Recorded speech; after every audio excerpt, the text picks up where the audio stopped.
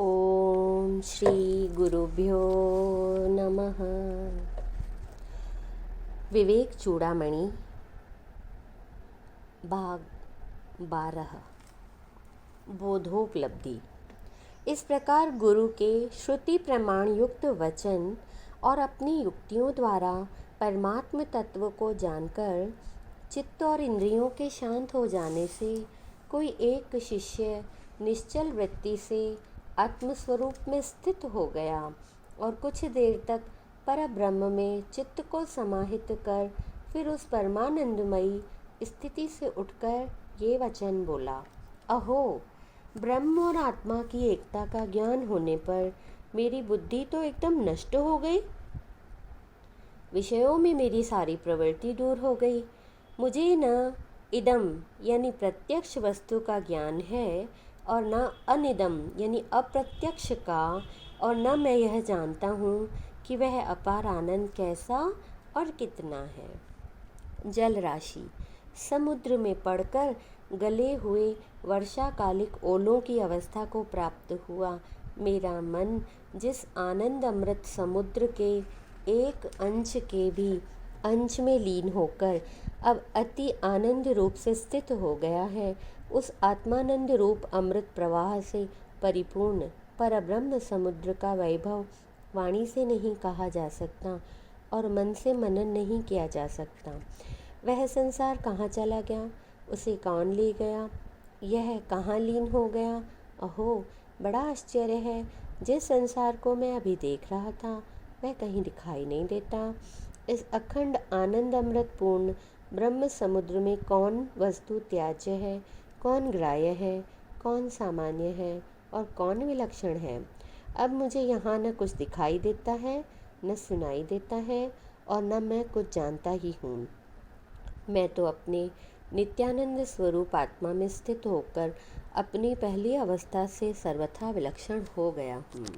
जिनके कृपा कटाक्ष रूप चंद्र की स्निग्ध चंद्रिका के संसर्ग से संसार तापजन्य श्रम के दूर हो जाने से मैंने क्षण भर में अखंड ऐश्वर्य और आनंदमय अक्षय आत्मपद प्राप्त किया है, उन संग रहित संत शिरोमणि नित्य अद्वितीय आनंद रस स्वरूप अति महान और नित्य अपार दया सागर महात्मा गुरुदेव को बारंबार नमस्कार है। उन श्री गुरुदेव की कृपा से आज मैं धन्य हूँ, कृतकृत्य हूँ, संसार बंधन से रहित हूँ तथा नित्यानंद स्वरूप और सर्वत्र परिपूर्ण हूँ। मैं असंग हूँ, अशरीर हूँ, अलिंग हूँ और अक्षय हूँ तथा अत्यंत शांत, अनंत, अतांत यानी निरीह हूँ और पुरातन हूँ।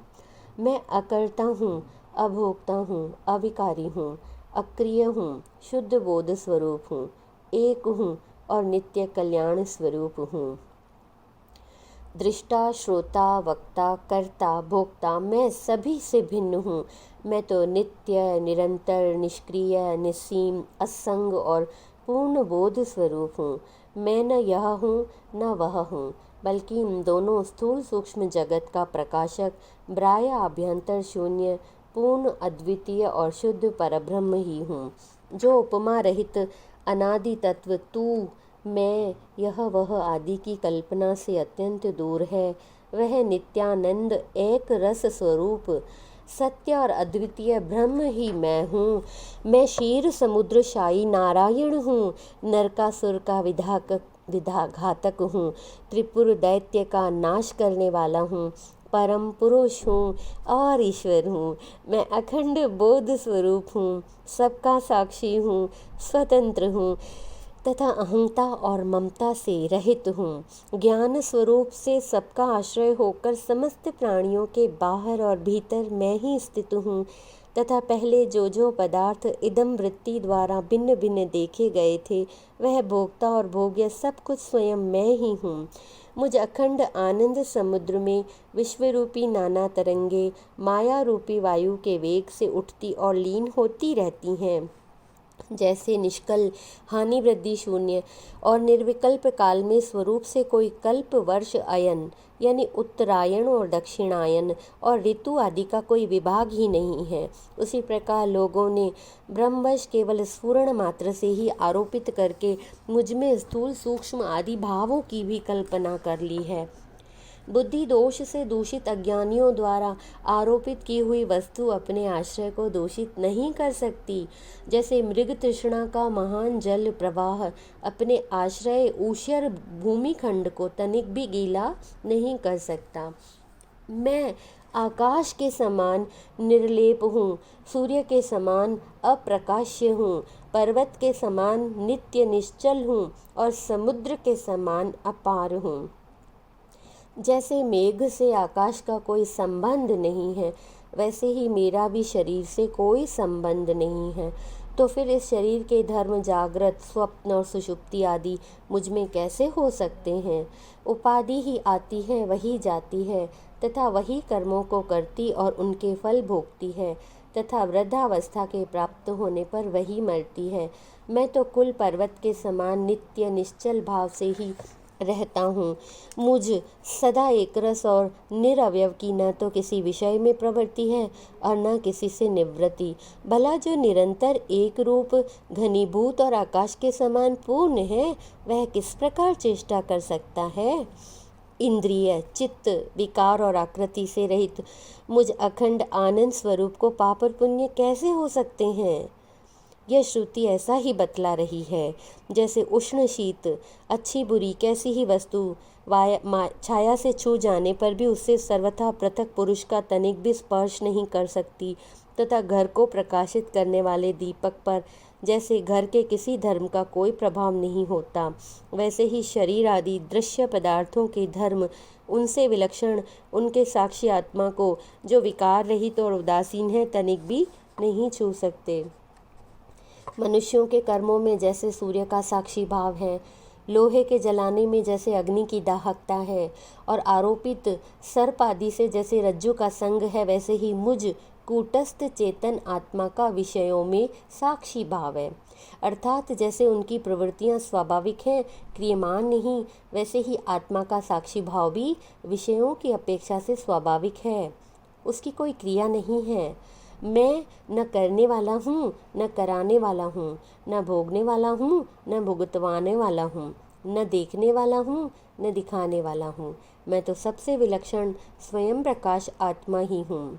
जिस प्रकार जलरूप उपाधि के चंचल होने पर मूढ़ बुद्धि पुरुष औपाधिक प्रतिबिंब की चंचलता का बिंबभूत सूर्य में आरोप करते हैं, उसी प्रकार वे सूर्य के समान निष्क्रिय आत्मा में चित्त की चंचलता का आरोप कर मैं करता हूँ, भोगता हूँ, हाय मैं मारा गया, ऐसा कहा करते हैं। मूढ़ बुद्धि ही ऐसा कहा करते हैं। मैं माया से प्रतीत होने वाले जन्म, जरा और मृत्यु के कारण अत्यंत भयानक महास्वप्न में भटकता हुआ दिन दिन नाना प्रकार के तापों से संतप्त हो रहा था। हे गुरु, अहंकार रूपी व्याघ्र से अव्यथित, अत्यंत व्यथित मुझ दीन को निद्रा से जगाकर आपने मेरी बहुत बड़ी रक्षा की है। हे गुरुराज, आपके किसी उस महान तेज को नमस्कार है जो सत स्वरूप और एक होकर भी विश्व रूप से विराजमान है। उपदेश का उपसंहार। इस प्रकार आत्मानंद और तत्वबोध को प्राप्त हुए इस शिष्य श्रेष्ठ को प्रणाम करते देखकर महात्मा गुरुदेव अति प्रसन्न चित्त से श्रेष्ठ वचन कहने लगे। हे वत्स, अपनी आध्यात्मिक दृष्टि से शांत चित्त होकर सब अवस्थाओं में ऐसा ही देख कि यह संसार ब्रह्म प्रतीति का ही प्रवाह है, इसलिए यह सर्वथा सत्य स्वरूप ब्रह्म ही है। नेत्र युक्त व्यक्ति को चारों ओर देखने के लिए रूप के अतिरिक्त और क्या वस्तु है? उसी प्रकार ब्रह्मज्ञानी की बुद्धि का विषय सत्य स्वरूप ब्रह्म से अतिरिक्त और क्या हो सकता है? उस परमानंद रस के अनुभव को छोड़कर अन्य थोथे विषयों में कौन बुद्धिमान रमण करेगा? अति आनंददायक पूर्ण चंद्र के प्रकाशित रहते हुए चित्र लिखित चंद्रमा को देखने की इच्छा भला कौन करेगा? असत पदार्थों के अनुभव से न तो कुछ तृप्ति होती है, न दुख का नाश ही। अतः इस अद्वयानंद रस के अनुभव से तृप्त होकर सत्य आत्मनिष्ठ भाव से सुखपूर्वक स्थित हो।